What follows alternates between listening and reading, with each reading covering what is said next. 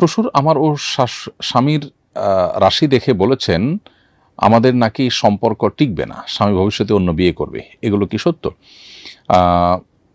দেখুন, আপনার শ্বশুর আপনার এবং আপনার স্বামীর রাশি দেখে আপনাদের সম্পর্ক টিকবে না বা ভবিষ্যতে কি হবে না হবে সে সম্পর্কে মন্তব্য করেছেন, এটি খুবই গর্হিত একটি কাজ তিনি করেছেন।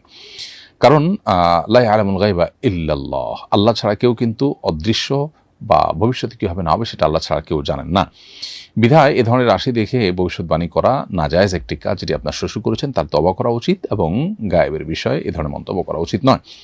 আর রাশি গণনা করা, এটার জন্য গণকের কাছে যাওয়া বা কারোর কাছে রাশি গণনা করতে দেওয়া, ইটসেলফ এটা আরেকটা গুনাহের কাজ, হাদিসে পরিষ্কারভাবে নিষেধ আছে।